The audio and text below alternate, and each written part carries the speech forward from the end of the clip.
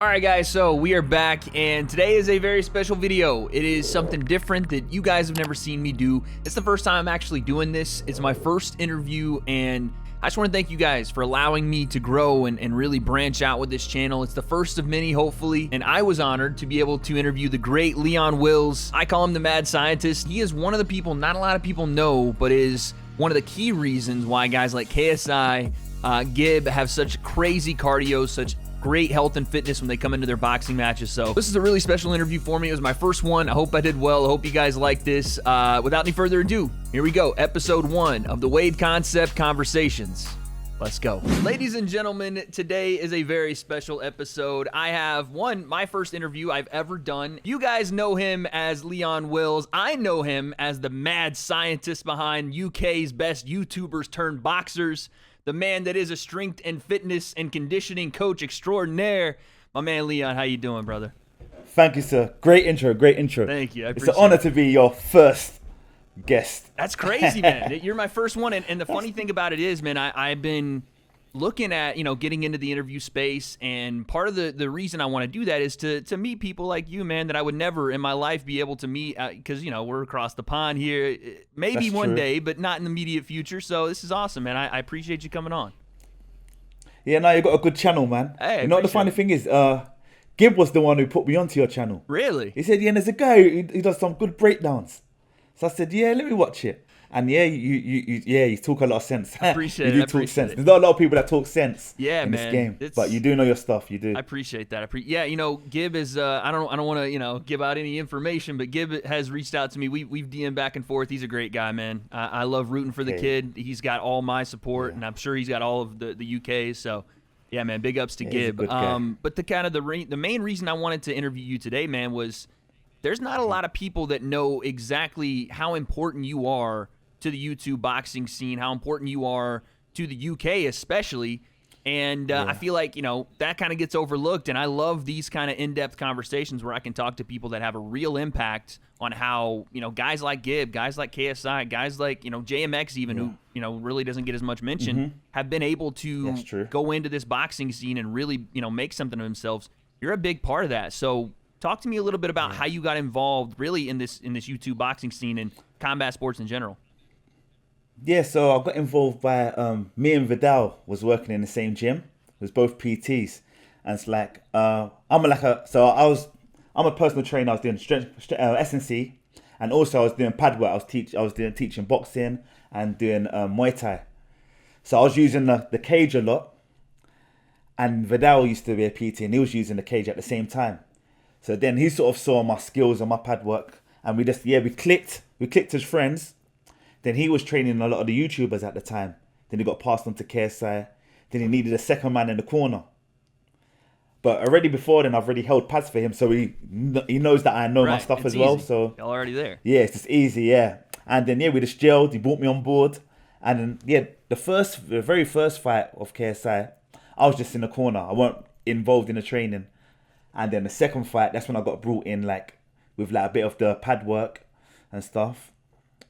But he had another PT at the time. I was wondering because I knew you'd been with KSI for a little bit, but I had seen that you had formed that relationship, and just through other videos and kind of me being perceptive and the YouTuber I am, I had seen you in some of Vidal's videos in that same gym with the cage that he sparred. I think KSI and even Face Sensei came out, was in some of those videos. Yeah, that's correct. So that's interesting. And by the way, you and Vidal have an awesome podcast. What is it? The Real and Wills podcast. Make sure you guys go and subscribe over there, man. Thank you. I actually tuned in and took a look and heard a lot about your Muay Thai experience, your kickboxing experience, and that's kind of the same background I have. So without getting too much into what I do, over here in Irvine, California, Team Oyama, Colin Oyama is one of the better coaches out here on the West Coast, and I got into Muay Thai about 4 or 5 years ago when I moved out here.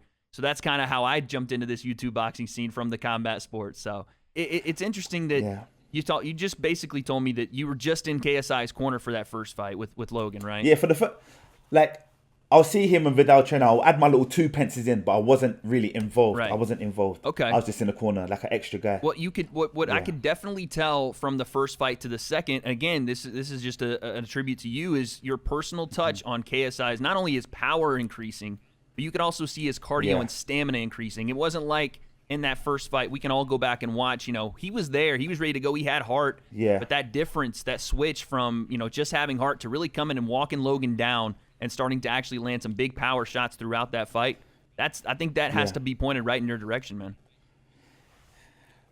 See, the thing is, I was working with in the second fight. Yeah, so his first fight against Logan, I was more involved, but I wasn't the main S&C coach. He had another guy at the time. So, but he likes running. So with JJ, his cardio is always going to be good. He likes running. Like he has a passion. Like running is his thing. Like going on long runs and stuff. But yeah, I started to come involved a bit, helping him with techniques. I'm someone who I like power. That's my thing. I like power and so when you're holding those pads for guys like, you know, anybody, not just the YouTubers, but anybody, you're wanting hooks, you're wanting big time shots, you want close action. That's what you're looking for, huh? Yeah. That's my style. That's my personal style fighting. That's what I like. So all my clients will have like a good hook. They will have a good hook on them. I need to come see you. My lead hook off my left hand is garbage. I need to come and see you, Leo. Yeah, no, we'll work on that. Definitely come and see me, man, out here. Okay. Not only do you have a touch personally with KSI, and we know that, you know, he's a cardio ridiculous, crazy, just really, really good cardio. But I think you have even more. I don't know. You know, you can maybe speak to this, more of a close kind of touch with Gib, and you're with Gib still to this day, I think. Correct? Yeah. Still training Gib. So how has it been? Fully, how has it been? You know, working with Gib, a guy that, you know, you take a look at him, especially some of, you know, the older stuff. You see a Gib, and you don't think this guy is necessarily cut out for boxing, and then all of a sudden he is walking through dudes like they're a finish line, and he's in a marathon. Like it has no problem with it, right? Like, how do you go from that to where he is now? Talk to me about that, man. The thing with Gib is that he's got heart. He's got determination. He's not going to quit. He's going to keep going forward. So when I'm training him on the S&C side, I got to work to his strengths. So I'll make sure when we're doing every workout we do, I'll make sure he gets that minimum 1 minute, like maximum a 1 minute rest. So his heart gets used to recovering. Well, his BPM drops quite low. We always wear a heart rate monitor. Yeah. So I like to get him like around 60% of his max heart rate. Interesting. When he recovers in that 1 minute, like I like his heart rate to drop a lot. Right. Very quick. So we do breathing techniques in between each exercise. And we do a lot of weight training in terms of like a lot of circuits. So CrossFit cross training based. A lot of hit and cross training. I like that a lot. Yeah. So yeah, that's why his endurance is so good. Yeah, no, I was gonna say, you know, one, these guys have a passion for it. Like you said, KSI loves to run. Gib has just this crazy heart, man, just continues to go. And when they match up with a guy that is, and I think this is the problem with a lot of the people in the U.S. You know, I don't want to say the problem, but, you know, I look at a guy like Logan Paul, and I can sit here and point the finger all day, but I feel like if he did have a guy like you, if he had a guy that would play to his strengths, right? Sometimes you get a guy like that, and his strengths aren't, you know, crazy head movement with his hands by his legs and stiff legs and barely any kind of defense. I think a guy like you that would work power with him would really do wonders for him. Yeah, and it's the thing is, because when I used to fight Muay Thai, I used to always say to them, let's take them to deep waters. So my gym used to make sure we was fit. And there was one time I had a fight. It was meant to be my coach was told it was a 3 round fight. So it was it was a 5 round fight. Yeah.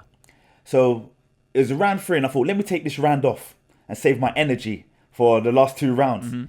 But it ended up being a 3 round fight. So I've gone back to the corner, getting my instructions, tried to come back, and then the ref said, no, it's finished. Yeah.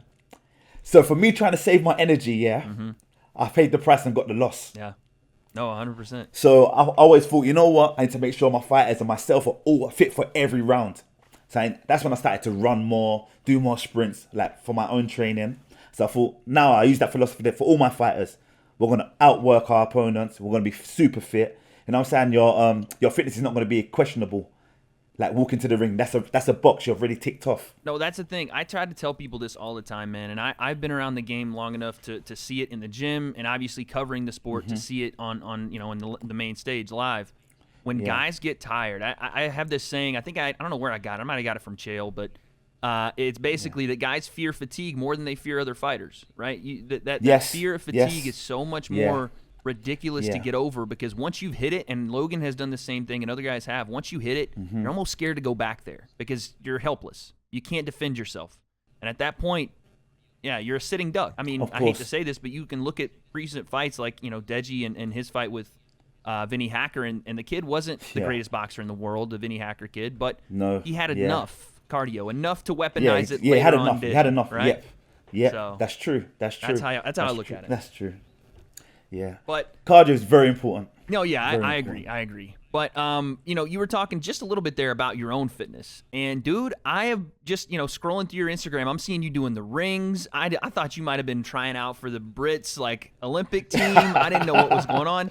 Man, talk to me about this routine, because you're always in the gym. Like I don't see that you ever get out of there. Not only are you training people, you're on the bikes. I've seen videos of you just on the air bike, like it's a regular bike, and you're going just 70 down the, like, how do you continue to stay in the gym? Because that's one of my biggest problems. Like, if I don't have anything to go to the gym for, and I'm not, training for a fight, or I'm not training for a spar, or doing something, I'm just kind of, What makes you motivated to stay in there, man? It's just a lifestyle. From young, my mum put me in sports. So my first sport was kickboxing. Then I went to karate. Then I was playing football. Then I went to boxing. Then what else was I doing? Football, boxing, basketball, athletics. Just a freak then athlete. Then I played American football. You're yeah, a freak yeah, that's what. Yeah, I'm a freak athlete. Yeah, exactly. I'm an all-round freak athlete. Jack of all trades and beast in all. There you go. Talk to him. There it is. Yeah. So that's me. But yeah, I was playing American football, and then from American football, I went to Muay Thai. So you were playing American football. Yeah. Interesting. I was playing all around Europe. So how about this? So I got a story. Well, not even a story. I played college football here in America. So we have a little bit in common there. When you said football, I was like, okay, he plays what we would call soccer, but obviously regular football. So you played American football in the UK. I was a linebacker.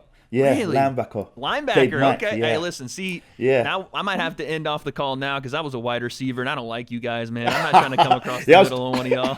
I was chasing down wide receivers, man. That's awesome, man. Yeah. Okay, so you truly were playing so many different sports, and that's, I'm assuming, where you get a lot of just that work ethic and that hunger to be in the gym, huh? And the blessing of playing American football is that in terms of strategy, I brought that over to boxing and Muay Thai. Interesting. And watching film, I brought that over to boxing and Muay Thai. Yeah. Taking notes, boxing and Muay Thai. So that's why, it's like being on the battlefield. Yeah. When I grew up, I was playing chess. So everything to me is just strategy. So you have to be strategic. That's why we win fights. Oh, that's why I can just watch fights, watch over and over again. I know what strategy to beat X, Y, Z. You know what's so funny that and you I said watch that, film.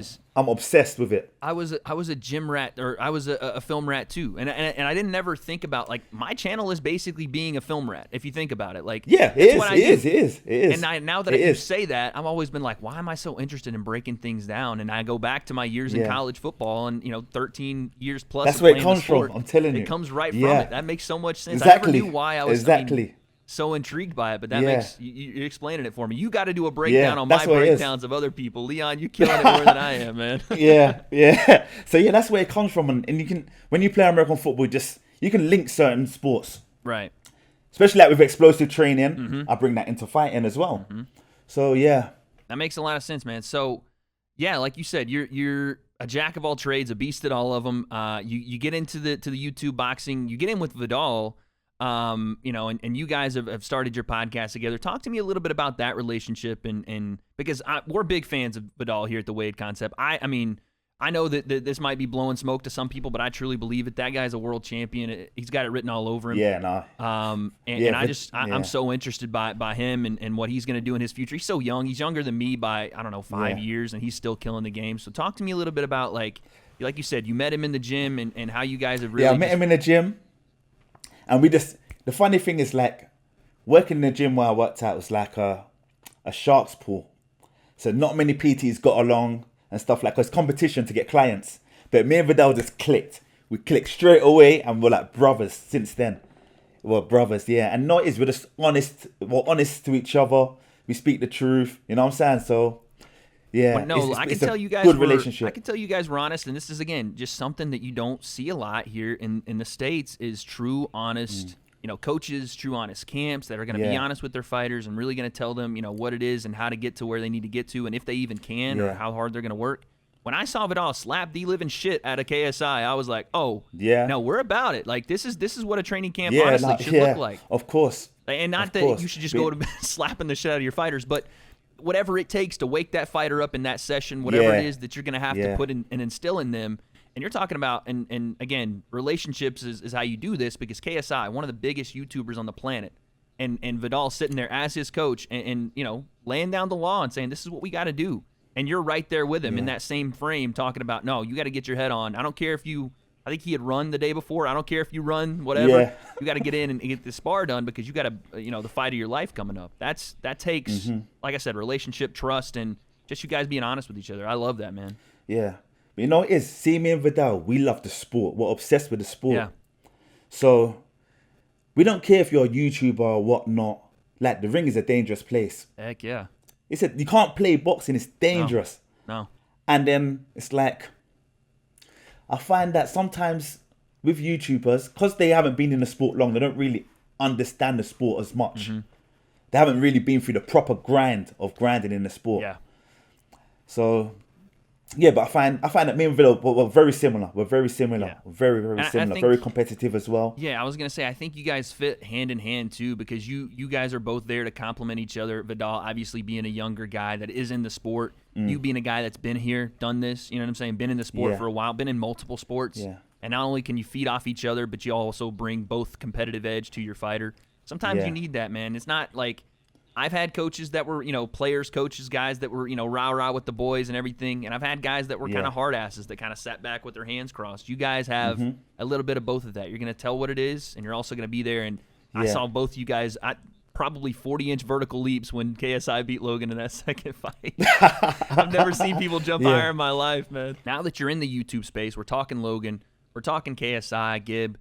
What, outside of the UK, what fighters impress you? Who do you look at? And I think I know your answer, but who do you look at and you say, oh, that guy is going to be good, or that guy is the next guy coming up, or is the guy right now? Like, you look at him and you see a little bit of either yourself, Vidal, KSI, in that person. Who are you seeing? Jake's obviously improving. Right. Like, I Jake's mean, improvement's I very figured good. that was going to be the answer. Yeah. You have to be honest, innit? Right. He's improved a lot. He's balanced. He's gaining more confidence in the ring. And listen, he's got legit guys. He's got legit guys around him. As much as, you know, you can watch my videos and I'll clown, you know, Jay Leon and I'll clown BJ Flores. Those guys are legitimate, real fighters that have been in that ring at the highest level and now have turned coaches. They're big time guys. So I will never, I'll clown Jake and talk about his hairline and goofy stuff, but as far as his work ethic and his ability to fight, listen, the guy's getting better day by day. See, the thing is with Jake, he lives with his coaches. All and day, BJ every is his day. only coach. Like, BJ, he's BJ's only client. Yep. So they're watching film together, they're living together, they're traveling together. So tough. he's rolling with his squad. So he's putting in the hours. This game's about putting in the hours. Yeah. And years of When it. you put in the hours, years of it. So he's putting in the hours, and he's doing good. He's improving in the ring.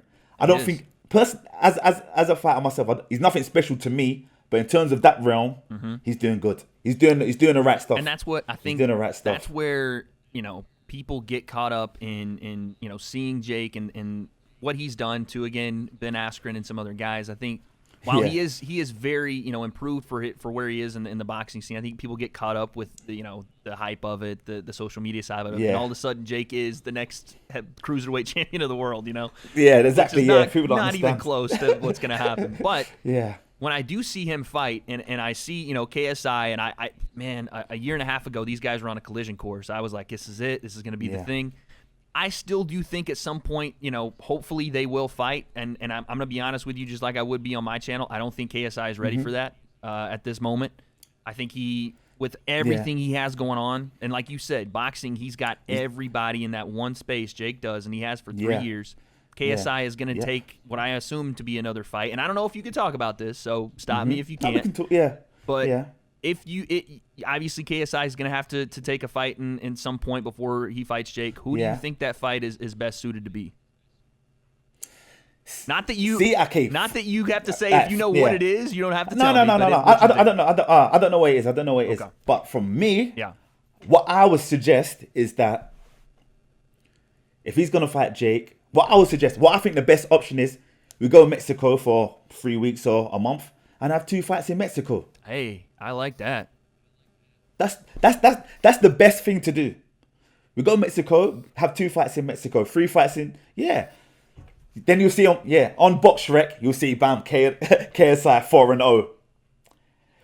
No one will know. Just that's the best option. No, I said this as soon as there was rumblings about Jake going to be fighting Tyron Woodley. I was like, if KSI wants to really after music and whatever else he's got going on, if he wants to do that, lock him away. With Leon. With I heard he's got a new team as well. Like lock him away with his team and go and fight dudes that aren't social media stars that are maybe up and coming boxers, real dudes in there, and get 2 or 3 fights under his belt in a quick amount of time and turn that around. And then, see what happens after that. I agree, man. The funny thing is, see, out of every fighter I've seen or trained, KSI has knocked out the most sparring partners. Really? Imagine that. Well, that's the thing. All the fighters I've trained. It's a perfect, analogy for what we're talking about is the difference in that camp and what happens when. And listen, we've seen it in now Under the Lights. KSI can show up. He can perform. But it's just those little technical issues. And you're saying here, like, he's knocking fools out left and right in sparring. Bring that to. But you know what the funny thing is, See, in the KSI Logan 2, I told KSI, you'll drop him with the overhand, but follow through with the body shot. If he would have followed through with the body shot, it would have been a guaranteed count, and it would have been game over because he was dropping and it would land on his temple. So if he'd have done that, the story would have been different. No, Gib as well. I said to Gib, don't finish on the left hook, follow through with the right hand. Yeah. If he would have followed through when he made Taylor look like Freezy, he would have got dropped. He would have got dropped. Yeah, I was really disappointed that because I watching Taylor coming up to that fight. The kid has some skill. He knows especially like we were talking about in the sparring room, in the training room. He knows what he's doing to a certain extent. And to watch him go out there and just get run over at basically what happened. If it's me. You chalk it up. You lose that, it's over. It is what it is. That's the better man on the night, and that's how you go about it. I was really disappointed that every excuse in the book was coming out, and none of them were, hey, I lost. It was all, the weight, and I didn't get touched, and he didn't hit me, and I was the better boxer, which is just not true.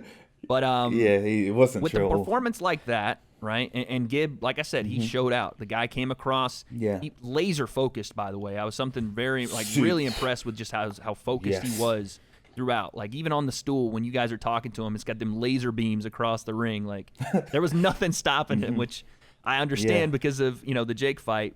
With that kind of performance, where do you see him going next? And again, obviously if you know things that are in play, then you don't have to say anything like that, but who do you think would be a good matchup for Gib next? Austin will be the best matchup. I like that. Austin will be the best matchup for Gib right now. How does Austin look decent? How does Gib do against southpaws? Have you seen him spar southpaws? Yeah, I've seen him spar southpaws. No, he does alright. Yeah. But Austin switches. Austin, he's doing. So the thing is, Austin with a lot of southpaws. Well, let me say, a lot of people that try to switch to southpaw, when you apply pressure on them, they always switch back to orthodox. They don't know the blocking schemes of being in southpaw. Right. And you find that a lot with fighting, all like from boxing to Muay Thai, when people switch. When people storm onto them or apply pressure, they quickly revert back into what they're used to, or they're comfortable blocking in orthodox. No, I agree. So I think Gib will have him. Gib will have him. I like the Gib. I like the Gib and Austin fight.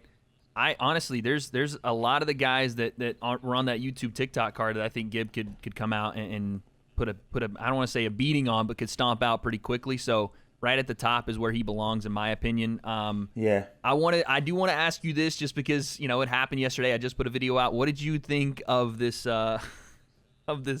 social knockout card that went down? That was a mockery. That was nonsense. It was rough, huh? But I watched that Salah. You watched Adam Salah. What did you think of that? I think he's trash.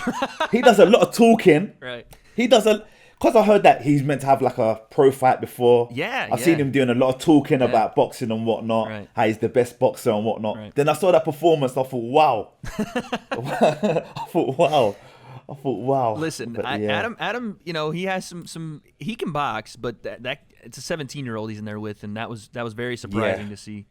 Slim obviously called your boy Gib out. What do you think of Slim's skills, and is that anything you see happening? I think that's an option. It's an option there, but financially, probably not the best option. I agree. Slim is not really. I agree. I don't know. He can't really sell nothing. No, yeah, that's the thing too. And people, you know, sometimes people look at this as, you know, oh, well, people are just chasing money fights and this and that. Well, I don't look at it necessarily as money fights. I think Gib has earned the right to headline a card. I think he's earned the right to, of course, you know, fight the bigger, I don't want to say the bigger names, but the bigger fights for him, which would be the Austin fight, in my opinion. But, you know, Slim is, like you said, he's an option. I didn't really get to see much from his fight.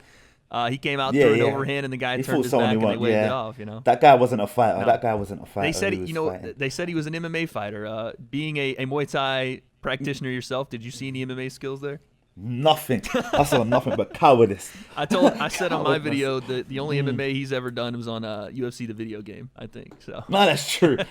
That's true. UFC 3. But yeah, I think with Gib, so Austin, probably a rematch with Taylor. Yeah. Oh, okay. You guys would definitely be down for a rematch with Taylor, you think? Yeah. We'll smoke him again. Yeah, we'll smoke him again. Easy work. Would you guys want that to be 3 minutes, 3-minute rounds, up into 6 and 7 rounds, and then 12 ounces with no headgear? Yeah. Yeah, exactly. Of course. I figured. And that's something that I talked about too with this social knockout card and other ones coming up. If we're going to do this as, you know, professional fighters, guys are going to get licensed, enough of the 2-minute 3-rounders and the 2-minute 5-rounders. I understand in the amateurs, that's fine. You know what I'm saying? If you want to do it in your first event, cool.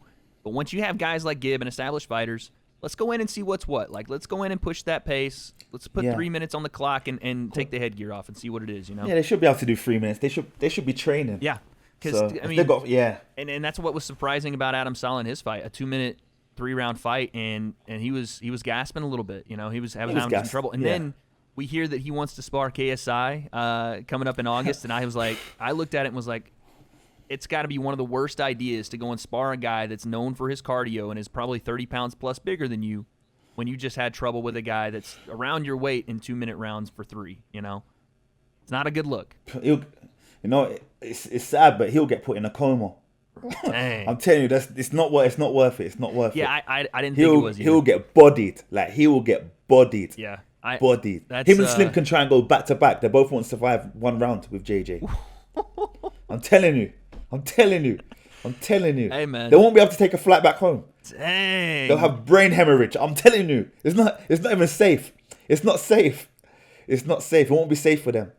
Like, it'll be bullying. While we're on the subject of, you know, KSI, we're talking about Austin, we're talking about Jake, all these guys. There's a fight coming up. It's Jake and Tyron Woodley. I want to know, and by the way, today, I don't know if you saw, Tommy Fury got put on the card. So that's interesting. No, I didn't know that. Yeah, he just got put on their undercard, which I think is done on purpose because they might want to set up a Fury and Jake fight. Well, one, talk to me about this. This is the mega fight, man. This is the YouTuber going up against, I mean, yes, Ben Askren was an MMA champion, but this is a first legitimate pro fight test for Jake Paul. What do you see happening, man? I think Jake's going to win. Yeah? You got Jake winning this, Jake will win. By the way, no way. I'm not giving my pick right now, so everybody in the comment section, freaking relax, all right? We're not there yet. But I like this. Okay, talk to me. Why you think Jake? Woodley, 4 losses. Yep. He's getting old. Is up in his upper 30s now. He it's might not be close MMA. to 40. I think he's 40 years old. Close to 40. What is he? A wrestler? He's a former wrestler at Missouri, yes. Listen, it's a very close fight, and I don't disagree with you that Jake, being in this boxing realm strictly, like you said, locked in a dungeon with BJ for the last 3 years, is definitely going to be more experience in one sport than Tyron has had in just boxing in the last decade, right? So, yeah. Plus Tyron's kind of one-shot ability where he does kind of hang out on the back foot and either flurries forward or just relies on this. You know? It's the flurry forward, though. Yeah. That ain't going to be it. That ain't it. So it's not going to be it. That's interesting. He can get picked apart. And we know that Jake going backward, you know, he does have shots in the bank, right? He can throw those shots moving back. So yeah. Well, that's interesting, man. If hopefully, I shouldn't say hopefully, but I'd like to see Jake utilize his jab a bit more.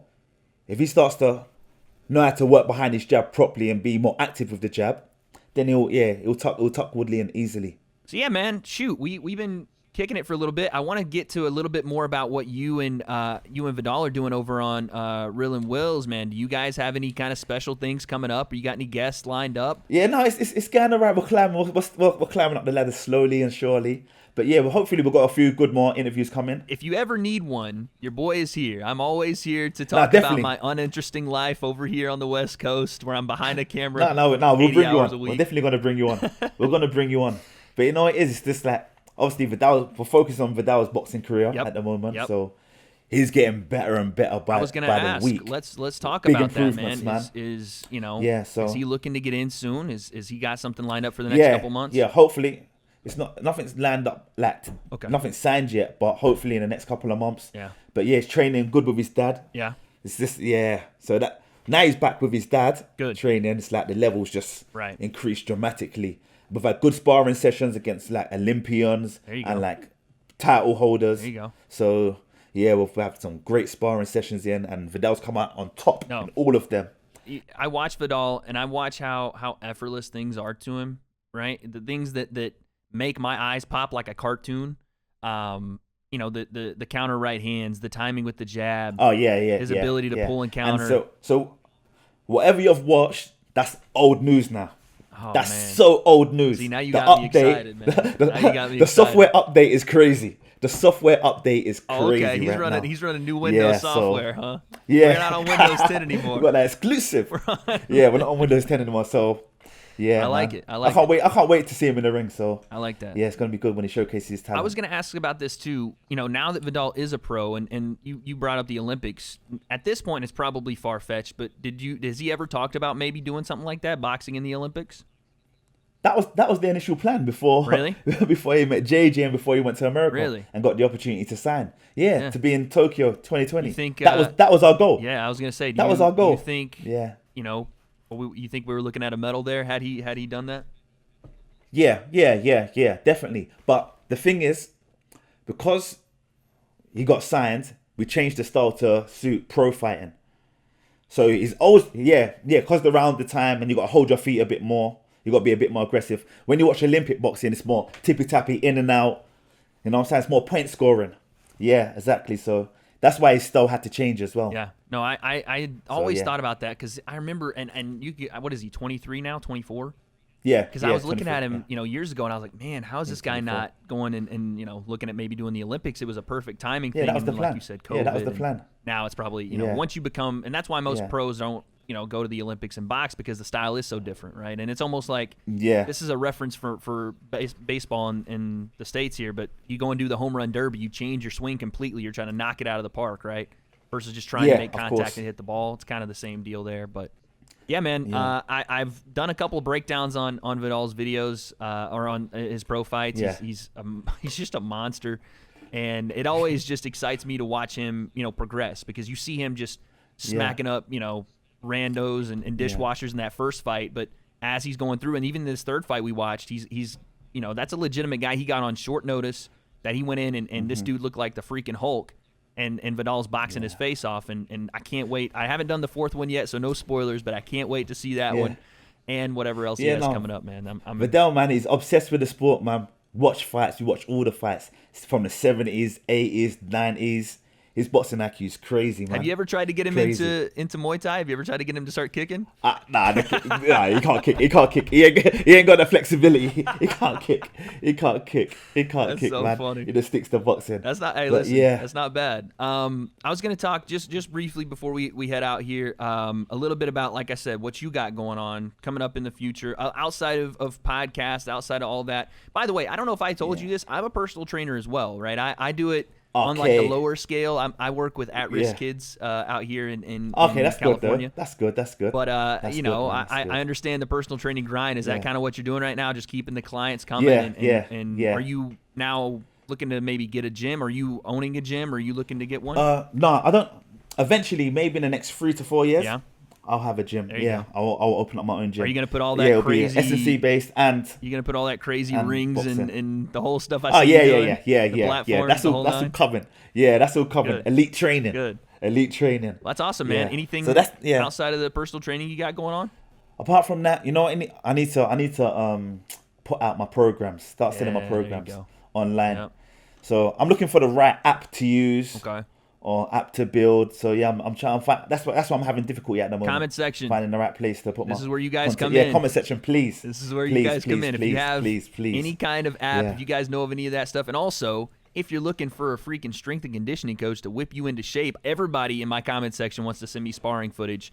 And the one thing I could tell you all without looking at it, you got to work on your cardio. You got to be ready to go. This man is the guy to go to for it, man. Yeah. Leon, man, it's been a pleasure, brother. I think that everything that we've talked about is something that people can get something out of. I know that this, by the way, no one knows we're doing this interview. I've kind of kept it a secret. I want to surprise some people on the channel. So I appreciate it, man. I never thought when I started watching this YouTube scene and I'm seeing you yell at Shannon Briggs back and forth at night at the open workouts, and you and Vidal, you know, going crazy and making KSI and Gib into these absolute machines, that I ever get the chance to talk to you guys. So truly, man, I appreciate it. Like I said, if I'm ever in the UK, I would love to get a session in with you guys. And shout me. Yeah, shout me, man. Definitely. Low-key, I might just have to move out there because my cardio is shit anyway, so we got to fix that. So. No, we'll fix that quick. We'll fix that quick. No, but yeah, if you come to the UK, shout me. Yes, definitely. of course, brother, of course. I'll get in there. You got to throw Gib in there with me, and we'll see like if I can handle that kind of pressure. If not, I'll tap out real quick. His pressure's annoying. I know. All right, man. Well, thank you. Like I said, once again, I appreciate it. Guys, make sure you guys go and follow Leon on all his socials, on his Instagram. Go ahead and shout those out, big man. What you got? Thank you. Leon Wills 101, the Real Wills podcast on the YouTube, on the Spotify, the Apple. There it is. And all of them. Oh, all of them spoken like a true pro, man. Thanks again, Leon. Yeah. Thank you, sir. It's been a pleasure. We're out of here. All right, have a great day, guys. Bye. Peace. All right, so there you have it. My interview with Leon, the mad scientist Wills. Leon's a great guy. I had a blast doing this interview. You guys let me know down in the comments what you thought. Try to take it easy on your boy. It's my first one, all right? But like I said, let me know what you thought. And who should we get next on the W.A.D. Concept Conversations? Guess we'll find out.